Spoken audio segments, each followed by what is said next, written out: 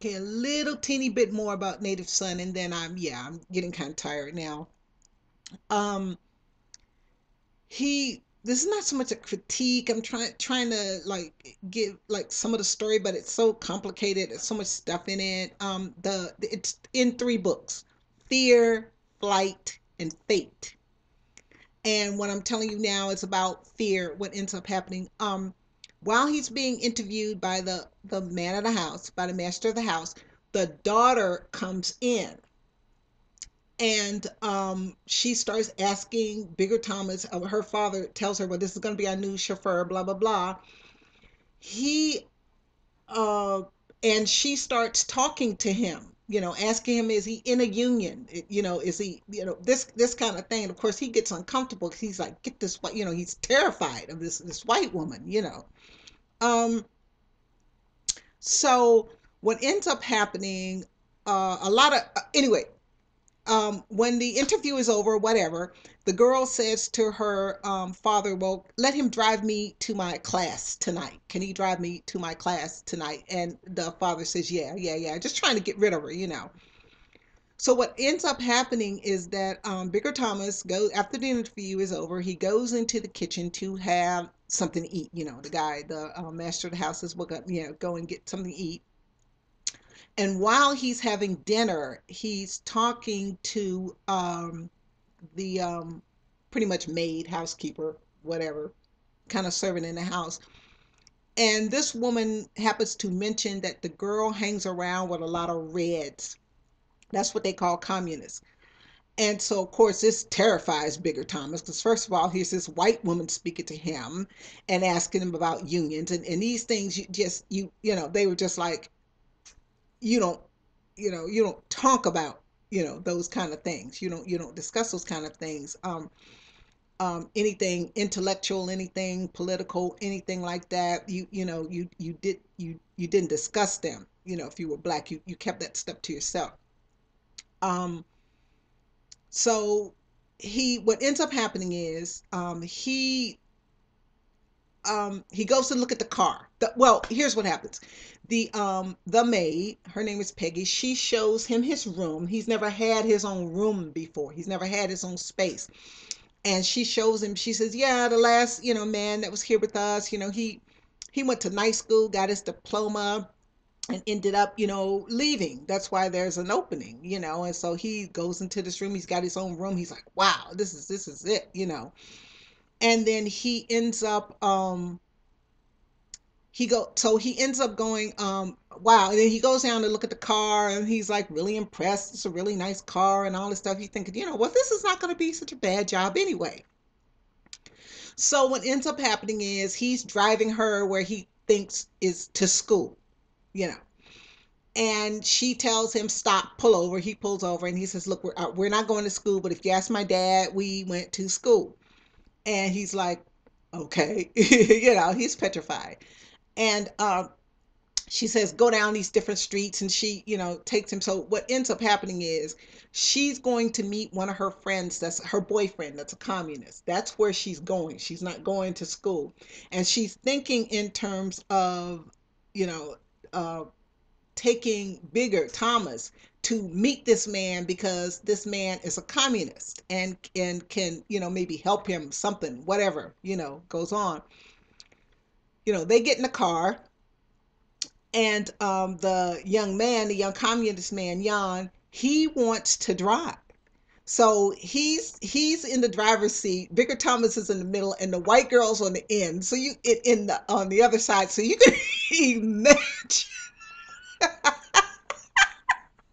I mean, it's not funny, but you can imagine he's going nuts. So they want to go get something to eat, and they want to go to they're in Chicago, and I assume they want to go somewhere in the Loop, or somewhere where they're, and then they end up going there. So what ends up happening while they're so Bigger things, well, good, they're gonna go in and eat. They're gonna leave me here, and leave me alone for a little while, and they make him go in with them. Because they go to a black restaurant, basically. So they go in the restaurant, and while Bigger Thomas is there with these two white people, his girlfriend comes over, you know, and she says, well, hey, how you doing? Where you been? Because he hadn't been around. And then he said, then, his girlfriend notices that he's sitting there with these white people, and she's like, okay, well, later, they leave.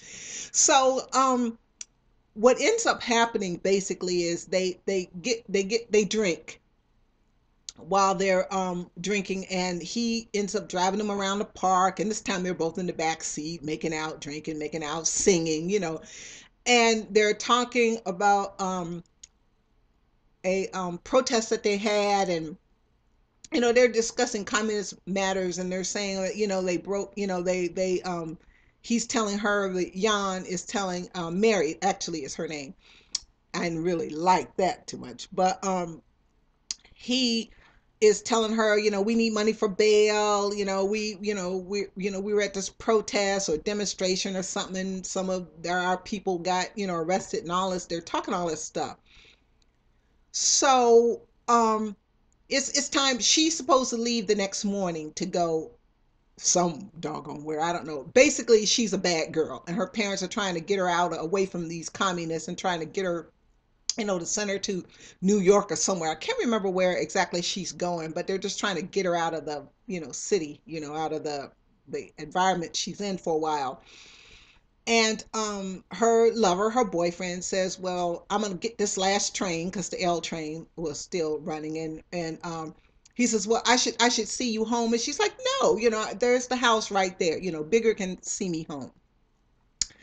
And the way she's written, it, well, it's indicative of how men thought of women at that time. That she's fast and drinks and lies to her parents, and goes out with communists, and is mixed up with these people and all this stuff like that. And so maybe what happens to her, not she deserves what happens to her, but almost kind of in the along the same line. So what happens is they get back to the house, her and Bigger, because Jan is gone, and she's very, very drunk, and he has to help her out the car. And it's a sexual scene in a way. It already reminds me of King Kong carrying, Fay Ray around. I mean, that's what it reminds me of. I don't know if Richard Wright meant it in that way, but that's kind of how I read it. So he's dragging her in the house, and she's like, well, let's go up the back way, and she's like really drunk, falling down drunk. So he takes her up the back way, and through the kitchen, upstairs. Oh, I left something out. The mother of the house is blind. The mistress of the household, Mrs. Dalton, is blind. And Bigger actually meets her in the kitchen, because he goes up in his room, and he's enjoying the, wow, I got my own room, I don't have to bring my girlfriend here once in a while. He goes down to get a drink of water, and this woman is talking, she's blind, and she's talking to him and telling him about the last man who worked there, how he went to school. Don't you want to go to school? She's one of those kind of do-gooders, kind of people. And he's like, yes, ma'am, but I got to work right now. He's really uncomfortable around this woman. But the fact she's blind is um, intricate, intricate. So Bigger is helping Mary up the steps, out the back, up to her room. And he's like, okay, well, where's your room? And she kind of rolls her eyes at her room, and he's like, oh my gosh, what am I going to do? He's just this poor, he doesn't know what to do. So he um, takes her in the room, and she lays down, she's drunk. And about that time, he reaches over to kiss her. And so it's really kind of like a love making scene. He's, I mean, this is the pinnacle of taboo. He's alone in this drunk white woman's bedroom. He's petrified. So he hears the door open behind him, and it's Mrs. Dalton, and of course she's blind. And so she's saying, well, why did you stay out so late? And of course the girl's, laying there, she's trying to mumble or something like that. And then the blind woman says, well, you're supposed to go to where is she's going the next day. And so why did you stay out so late?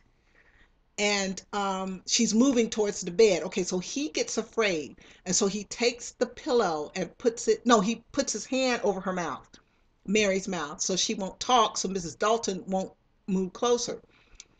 And she is still kind of mumbling, and so he takes the pillow and puts it over her face. And when he puts the pillow over her face, of course, he accidentally smothers her to death. And the mother's moving closer to the bed, and he's like, this panic is overtaking him. And he's trying to get her to, get the girl not to talk. And so so the mother gets close enough to smell the alcohol and goes, "Oh, you're drunk." And so then the mother just leaves because she's used to, her coming in drunk. So whatever, she leaves. So the mother leaves. That's when Bigger turns around and takes the pillow from her face and realizes she's dead. So he panics, and what he does is he puts her in the trunk, because her trunk is open where she's gonna go, wherever it was she was going the next day. And he decides, okay, she's little, I'm gonna put her in there. So he puts her in the trunk, takes her down the basement, and then he gets another, and I think the exact line was, he trembles with another idea. He decides to put her in the furnace. Yeah, because that's one of his jobs, because Peggy had showed him earlier. Now, you have to take care of the furnace. That's what that's part of your, job, is to take care of the furnace. So he takes Mary down there. He tries to put her in the furnace. She doesn't fit. He ends up having to, decapitate her, and he puts her in the furnace, puts some coal down on her. He cuts her head off with this knife. He throws the knife in there. All this stuff that he's gone through, and he's got newspaper that he's been using, to stick in her head, to cut her head off and stuff. And he he decides, okay, well, what am I gonna do?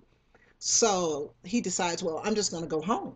Like, I don't know anything about it. I don't know what happened when I came home, and when I just brought her home. So he's thinking about what he's gonna do. So he leaves and goes home and goes to bed, and that's how Fear ends. Um, I'm not gonna go into Flight yet, because I don't want to get started on it. But